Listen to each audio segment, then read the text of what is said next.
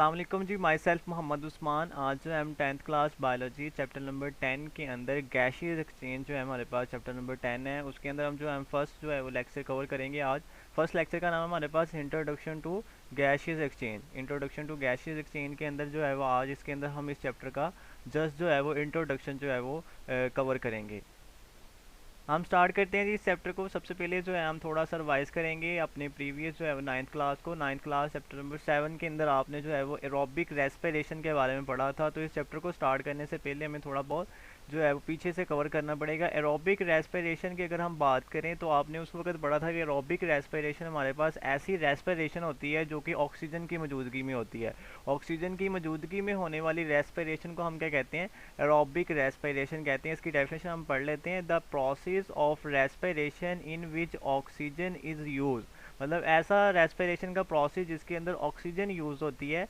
And there is a complete oxidation of food material, मतलब इसके अंदर मुकम्मल तौर पर खुराक को तोड़ दिया जाता है। ऑक्सीडेशन मीन यहाँ पे बॉन्ड की ब्रेक डाउन को हम कहते हैं कि जो CH बॉन्ड होते हैं खुराक के अंदर वो सारे के सारे तोड़ दिए जाते हैं। दो जो लाइंस को अंडरस्टैंड कर लें कि ऐसा प्रोसेस जिसके अंदर ऑक्सीजन यूज़ हो रही है और एरोबिक रेस्पिरेशन के अंदर कंप्लीट ऑक्सीडेशन हो जाती है फूड मटेरियल के, मतलब फूड के अंदर जितने भी बॉन्ड होंगे वो सारे के सारे वो क्या हो जाएंगे? ब्रेक डाउन हो जाएंगे, producing carbon dioxide and water. उसके नतीजे में फिर क्या प्रोड्यूस होगा? कार्बन डाइऑक्साइड और वाटर प्रोड्यूस होगा। इस कॉल्ड एरोबिक रेस्पिरेशन, और इस प्रोसेस का नाम फिर क्या होगा? एरोबिक रेस्पिरेशन होगा। मतलब ऐसा प्रोसेस, ऐसी रेस्पिरेशन जिसके अंदर ऑक्सीजन जो है वो इस्तेमाल होती है, ऑक्सीजन इस्तेमाल होगी और उसके अंदर हमारे पास क्या होगा? कंप्लीट ऑक्सीडेशन होगी किस चीज़ की? और फूड मटेरियल की। जो खाना हमने खाया उसकी मुकम्मल ब्रेक डाउन हो जाएगी, फिर उसके नतीजे में कार्बन डाइऑक्साइड और वाटर जो है वो प्रोड्यूस होगा। नेक्स्ट है ये नीचे जो चीज़ें लिखी हुई बड़ी इंपॉर्टेंट है आपके कंसेप्ट के लिए कि आप जो भी फूड खाते हैं, जितनी भी आप खुराक खाते हैं डेली, वो सारी की सारी ऑर्गेनिक इन नेचर होती है। वो सारी की सारी क्या होती है? ऑर्गेनिक इन नेचर, मतलब उसकी नेचर क्या है? ऑर्गेनिक। आप जो भी फूड खाएंगे वो ऑर्गेनिक होगा। अब ऑर्गेनिक मीन क्या है? कि उसके अंदर हमारे पास CH बॉन्ड होंगे। आपने केमिस्ट्री के अंदर पढ़ा होगा ऑर्गेनिक इनऑर्गेनिक, ठीक है? तो ऑर्गेनिक वो चीज़ें होती हैं जिसके अंदर कार्बन और हाइड्रोजन होता है। तो ऑर्गेनिक इन नेचर से मुराद क्या है? कि उसके अंदर CH बॉन्ड जो है वो प्रेजेंट होंगे। अब CH बॉन्ड के साथ क्या होगा? ड्यूरिंग रेस्पिरेशन, जब रेस्पिरेशन होगी, इट मीन्स कि एरोबिक रेस्पिरेशन होगी, तो उस वक्त क्या हो जाएंगे? CH बॉन्ड ब्रेक डाउन हो जाएंगे। यहाँ पे लिखा है ना कि कंप्लीट ऑक्सीडेशन ऑफ फूड होगी, तो इट मीन्स कि इतने भी CH बॉन्ड हमारी फूड के अंदर प्रेजेंट होंगे वो सारे के सारे क्या हो जाएंगे? ब्रेक डाउन हो जाएंगे। जब बॉन्ड ब्रेक होता है, जब बॉन्ड टूटता है, तो उससे क्या रिलीज होती है? एनर्जी रिलीज होती है। उससे क्या रिलीज होती है? एनर्जी रिलीज होती है। और वो एनर्जी किस फॉर्म में होगी? In the form of ATP, adenosine triphosphate. किसकी शक्ल में होगी? ATP की फॉर्म में होगी। आपने याद रखना है कि जितने भी ऑर्गेनिज्म है दुनिया के अंदर उनको किस फॉर्म में एनर्जी की ज़रूरत होती है? ATP की फॉर्म में जो है वो एनर्जी की ज़रूरत होती है। वो ATP की फॉर्म में जो है वो अपनी एनर्जी को जो है वो गेट करते हैं। बड़ा इंपॉर्टेंट MCQs है कि ऑर्गेनिज्म की शक्ल में जो है वो एनर्जी को हासिल करते हैं, तो ATP की फॉर्म में हासिल करते हैं। अगेन देख लें, फूड जो खाएंगे आप वो ऑर्गेनिक इन नेचर होगा, इट मीन्स उसके अंदर CH बॉन्ड होंगे। रेस्पिरेशन के दौरान वो CH बॉन्ड ब्रेक हो जाएंगे। जब बॉन्ड ब्रेक होंगे तो एनर्जी रिलीज होगी किस फॉर्म में? ATP की फॉर्म में जो है वो एनर्जी जो है वो रिलीज होगी।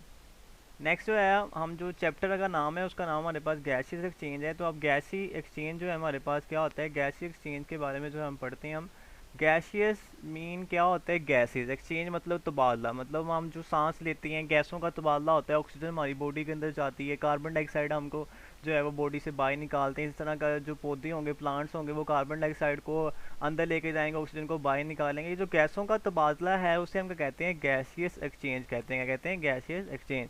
The process of taking in oxygen, oxygen को अंदर लेके जाना, and giving out of carbon dioxide is termed as gaseous exchange.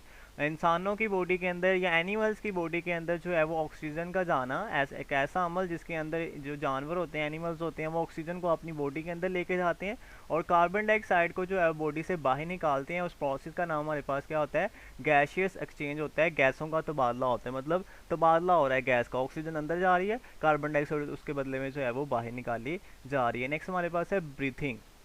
अब ब्रीथिंग हमारे पास क्या होता है?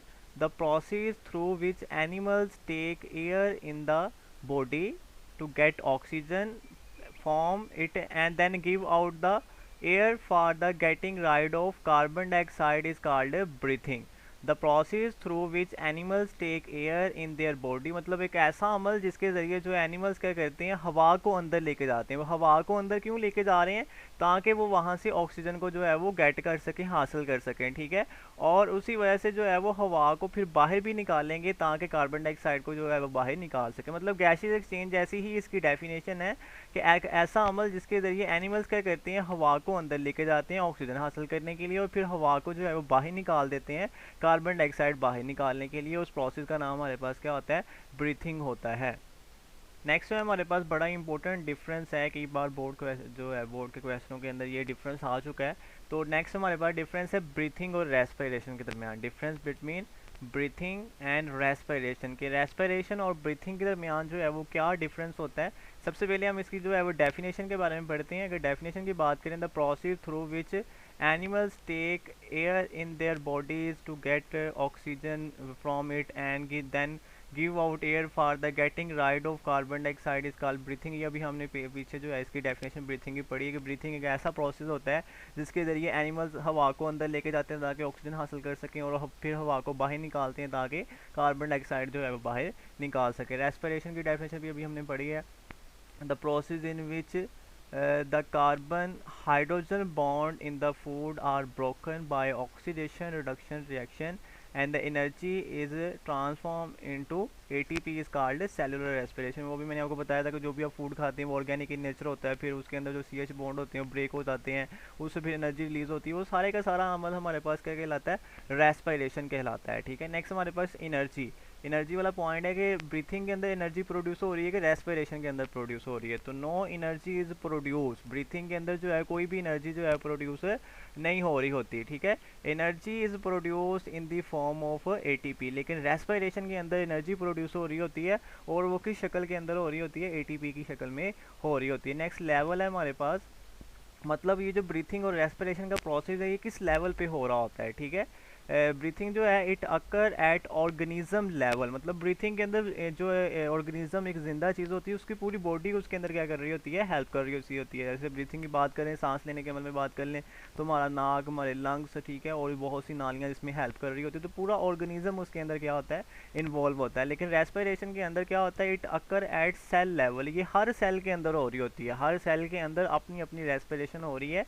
तो ये बहुत छोटे लेवल पे रेस्पिरेशन होती है, ऑर्गेनिज्म थोड़े से बड़े लेवल पे होती है, ठीक है। ब्रीथिंग जो है हमारे पास ऑर्गेनिज्म लेवल पे होती है, और रेस्पिरेशन जो है वो सेल लेवल पे होती है। उम्मीद है जी आज का ये लेक्चर जो है आपको समझ आ गया होगा। फिर भी कोई मसला मसाइल कहीं पे भी आपको कोई क्वेश्चन जो है वो पूछना हो तो आप मैसेज करके जो है वो आप क्लास में पूछ सकते हैं।